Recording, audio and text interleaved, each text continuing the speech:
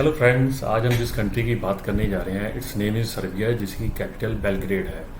We have study programs for Serbia. Serbia में हमारे पास डिफरेंट यूनिवर्सिटीज़ हैं। We not deal in the colleges. Reason behind की जो यूनिवर्सिटी का वीज़ा सक्सेस रेट है it's a very high.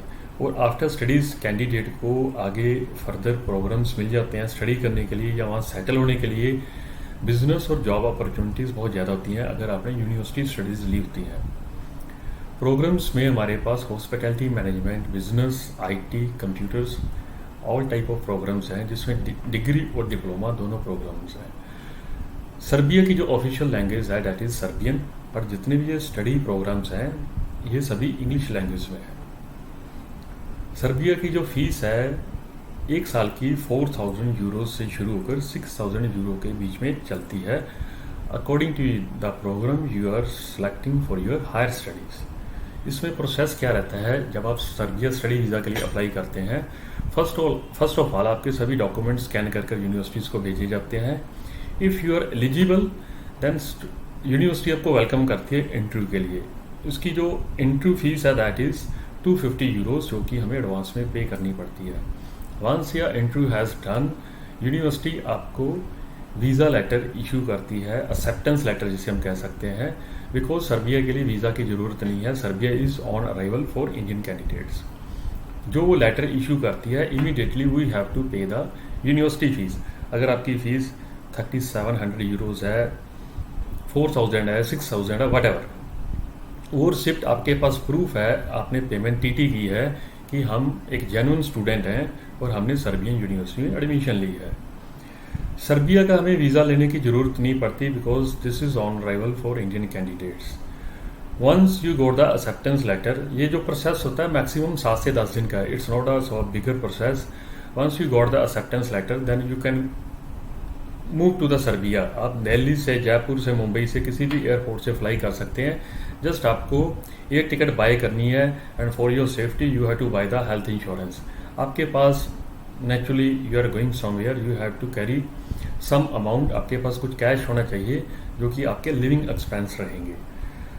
University जो भी आपकी इंटरव्यू लेती है उसको रिकॉर्ड करते हैं। अगर इमिग्रेशन अथॉरिटी को कहीं कोई दिक्कत हो या they can call to the university कि ये आपका कैंडिडेट है, आपके पास आ रहा है, एंड वो आपको वो इमिग्रेशन को सेटिस्फैक्ट्री रिप्लाई करते हैं, ये देखिए जी ये हमारा एक जेन्युइन कैंडिडेट है, हमने इसकी इंटरव्यू लिया है, ही qualify, he has good knowledge and he is very genuine candidate, he has pay the fees, इसने फीस भी पे की है, फीस की जो रिसिप्ट है, जो टीटी पेमेंट है वो इसके पास है, तो इमिग्रेशन में इसमें कोई ज़्यादा दिक्कत नहीं आती। लेकिन जाने से पहले हमें वी मस्ट नो कि हम किस यूनिवर्सिटी में जा रहे हैं, हमारा कोर्स क्या है, कोर्स की ड्यूरेशन क्या है, हम ये कोर्स करने क्यों जा रहे हैं, आफ्टर दिस कोर्स हमें क्या करना है। सो हमें इन चीज़ों के बारे में अवेयरनेस होनी चाहिए। इसका जितना भी ये टोटल प्रोसेस है it takes maximum 7 to 10 days और 15 डेज, राइट। अब रहने और खाने के खर्चे की बात करते हैं। अगर आप शेयर्ड अकोमोडेशन में रहते हैं तो it cost I think 100 euros maximum for a single person, क्योंकि जो वहाँ पर आपको रूम है, अगर आप 2-4 दोस्त मिलकर रहते हैं या लड़कों के बीच में रहते हैं, कैंडिडेट्स के साथ रहते हैं, रूम एक अच्छा जो घर है 350 से लेकर 550 यूरो के बीच में मिल जाता है। और जब हम गेट टुगेदर रहते हैं तो हमारा खर्चा बांटा जाता है। खाने की बात करें, अगर हम सेल्फ कुक करते हैं तो खाना इतना एक्सपेंसिव नहीं है। स्टडी प्रोग्राम्स जो है वो इंग्लिश लैंग्वेज में होते हैं जिसमें ज़्यादा दिक्कत नहीं आती। एंड अगर कंट्री की बात करें, it's a crime free country, European culture है, this is not a part of Schengen. It's expected आने वाले समय में ये शेनिगन में आ सकता है। इनकी करेंसी लोकल करेंसी है लेकिन वहाँ पर यूरोज भी चलते हैं।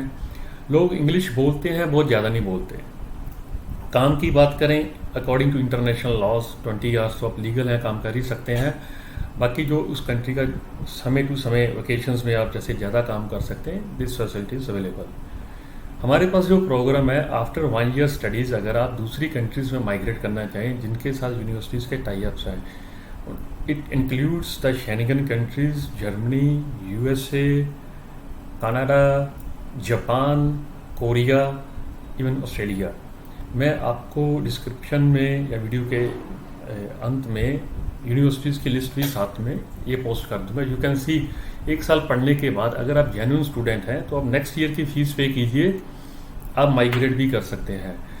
And the main thing is कि जैसे आप +2 के बाद स्टडी प्रोग्राम में जाते हैं, आपका जो स्टडी प्रोग्राम ग्रेजुएशन है वहाँ पर 4 साल की होती है, तो आपको 4 साल की TRC मिल जाती है, टेम्परेरी रेजिडेंसी कार्ड। उस कार्ड के बिहार पर आपको अगर ज़रूरत है, इंडिया आप वापस आना चाहते हैं, यू कैन कम बैक। जैसे घर वालों को मिलने के लिए यू कैन ट्रैवल, आप इजीली इंडिया आ जा सकते हैं। 4 साल का TRC, दिस इज़ अ बहुत बड़ी एक सक्सेस अचीवमेंट होती है, एक फैसिलिटी होती है, और यही आपका प्रोफाइल होता है कि you are genuine during your studies. Serbia में अगर आप जाते हैं, I request all of you, किसी भी इलीगल वे को, इलीगल एक्टिविटी को ऑप्ट मत कीजिए। बहुत लोग सर्बिया को एज अ पाथ यूज़ करते हैं कि हम सर्बिया चले जाएंगे और वहाँ से ट्रांसफ़र हो जाएंगे, किसी और कंट्री में इलीगल तरीके से एंटर हो जाएंगे। हमें ऐसा बिल्कुल भी नहीं करना चाहिए। It is against the law. ये हमारे पेरेंट्स की उस यूनिवर्सिटी जिसमें हम जा रहे हैं और हमारे देश की एक प्रेस्टीज होती है, अगर हम इलीगल एक्टिविटी में इन्वॉल्व होते हैं, ये सभी के लिए नुकसानदायक है। कुछ लोग तो ऐसा कर लेते हैं, लेकिन जो जेन्युइन स्टूडेंट होते हैं, जो सचमुच पढ़ना चाहते हैं, उनके लिए बहुत ज़्यादा बाद में दिक्कत होती है। अगर आप जेन्युइन वे से वहाँ पर पढ़ते हैं, आप 1 साल अपनी स्टडीज़ कंप्लीट कीजिए। आपकी इच्छा है कि आप नेक्स्ट ईयर US में पढ़ना चाहते हैं, कनाडा जाना चाहते हैं, आप जर्मनी जाना चाहते हैं, तो नेक्स्ट ईयर की फ़ीस आप यूनिवर्सिटी को पे कीजिए कि हमें आपके उस कैंपस में स्टडी करनी है, and university will definitely spot you. अगर हम यूनिवर्सिटी में जाते नहीं हैं, हम हाजिरी ही नहीं लगाते, हम जाते ही इधर उधर मूव होना शुरू कर देते हैं, जो लोगों की बातें में आते हैं, this is very bad for our future and everything. And be in mind, Serbia से आगे निकलना this is not so easy and this is not a good way. मैं खुद सर्बिया 3-4 बार ट्रैवल किया हूँ। लोगों को इतना बुरा हाल होता है, I can explain the words. So I never suggest कि किसी भी इलीगल एक्टिविटी को ऑप्ट किया जाए। If you are serious to go to Serbia and we have wonderful program, कम फीस में, प्रोसेसिंग टाइम मैक्सिमम 15 या 20 दिन का प्रोसेस है। जस्ट यूनिवर्सिटी हमारी एक नॉमिनल से इंटरव्यू लेगी, इंटरव्यू के बाद वीज़ा लेटर इशू हो जाएगी, उस लेटर के बिहाफ पर हम फीस पे करेंगे, हमारे पास TT की रिसिप्ट होगी और हमने टिकट बाय करनी है एंड फ्लाई करना। This is the whole process. Embassy में हमें पेश नहीं होना, एम्बेसी क्योंकि इंटरव्यू नहीं है। स्टडीज़ में गैप एक्सेप्टेबल है, बट रेलिवेंटली फिल होना चाहिए।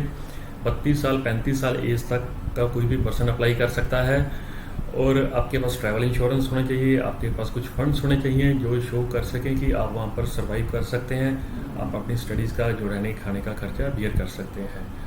सो I request and suggest all of you, अगर आप हायर स्टडीज़ के लिए सर्बिया जाना चाहते हैं, you can contact us and will support you by all means in the genuine and legal way. Thank you so much. Thank you.